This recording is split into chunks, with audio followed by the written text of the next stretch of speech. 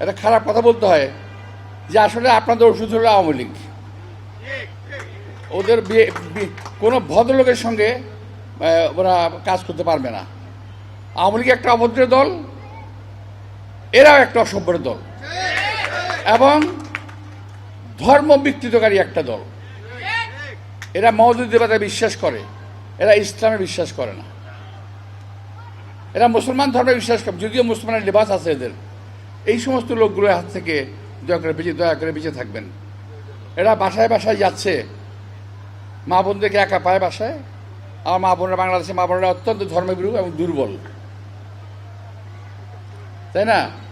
এখন যখন ডাক্তার সাহেবরা চলে আসে বাসা থেকে, আমরা চলে যাই বাড়ি থেকে, তখন 2-3জন মহিলা গিয়ে বাসায় ঢুকে এক গ্লাস পানি দেন, পানি খাবো বলে একটু কথাবার্তা বলে বসে।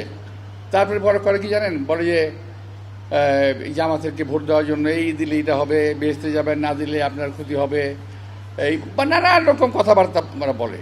তারপর বলে যে যখন বলে ঠিক আছে ভাই দেখবো না আমরা, তারপর ভাই আমার বুকে একটু হাত দেন তো, বুকে হাত দিয়ে বলেন জামাতকে ভোট দেবেন। মহিলা বললো ঠিক আছে। দেখেন আপনারা কিন্তু কোরআন শরীফে হাত দিয়ে কথা বলেছেন, আমার বুকের মধ্যে কিন্তু কোরআন শরীফ আছে। কত বড় ধাপ্পা বাজেরা, বুকের ভিতরে কোরআন শরীফ আছে বলতেছে, মানে এখানে ছোট একটা কোরআন শরীফ দাদা থাকে, হ্যাঁ কোরআন শরীফ হাত দিয়ে বলছেন। তো এই ধরনের কথাবার্তা কাজকর্ম করতেছে। বাংলাদেশের লোক অনেক শিক্ষিত নয়, কিন্তু বাংলাদেশের লোক বোকা না, একেবারে বোকা না। এদেরকে এইভাবে ধাপ্পা দেওয়া যাবে না। কেউ বলে রোজা পূজা এক, কেউ বলে আমাদের রাসূল সাল্লাল্লাহু আলাইহি ওয়াসাল্লামের সঙ্গে অন্য ধর্মের বিষ্ণু কৃষ্ণ এদের সঙ্গে মিলিয়ে ফেলেন। এই সমস্ত লোকদেরকে একটু চিহ্নিত করবেন দয়া করে। আমার মা বোনেরা অনেক কষ্ট করছেন, এখানে অনেক চিকিৎসা নেওয়ার জন্য অনেকে আসছেন। আমি আর সময় নেব না। আপনাদের সবাইকে আন্তরিক শুভেচ্ছা ধন্যবাদ জানিয়ে